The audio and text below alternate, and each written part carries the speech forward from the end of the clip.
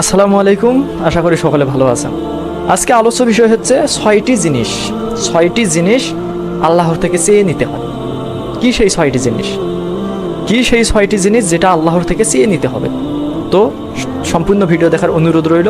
Video Facebook page থেকে দেখলে follow করবেন, ইউটিউব চ্যানেল থেকে দেখলে ইউটিউব চ্যানেলটা সাবস্ক্রাইব করবেন, আর সবসময় সাথে থাকবেন।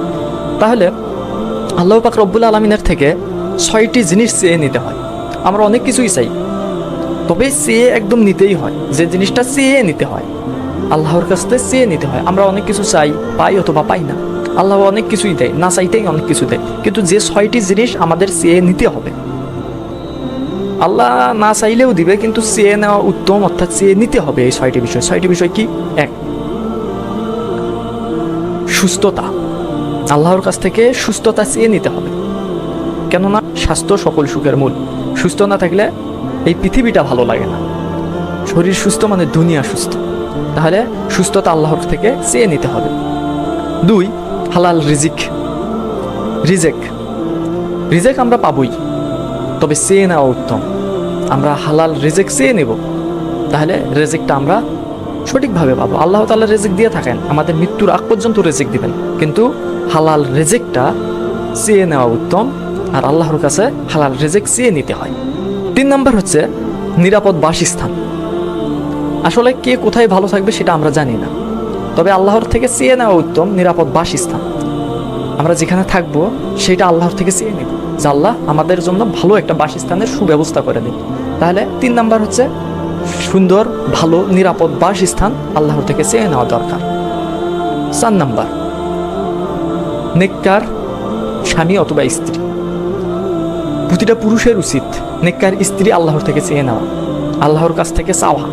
প্রতিটা নারীর উচিত নেককার স্বামী আল্লাহর কাছ থেকে চেয়ে নেওয়া। তাহলে 4 নম্বর হচ্ছে নেককার স্ত্রী বা স্বামী আল্লাহর থেকে চেয়ে নিতে হবে। 5 নম্বর, নেককার সন্তানও আল্লাহর কাছে চেয়ে নিতে হবে। আমরা নেককার স্ত্রী যদি চেয়ে নেই, অবশ্যই আমাদের দরকার নেককার সন্তান। প্রতিটা মা বাবার উচিত নেককার সন্তান চেয়ে নেওয়া।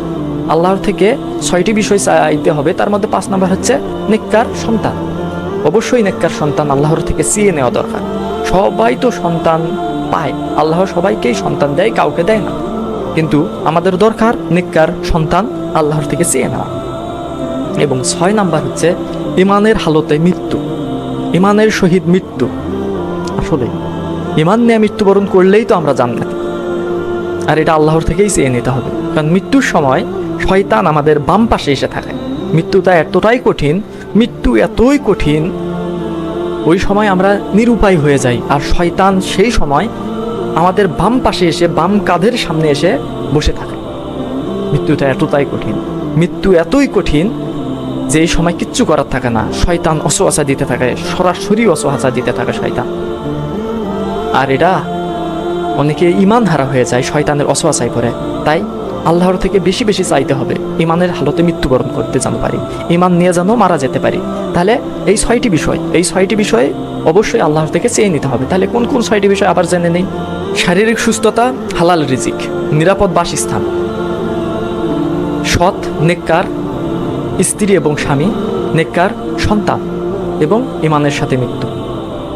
তাহলে এই 6টি বিষয় আল্লাহর থেকে চেয়ে নিতে হয়।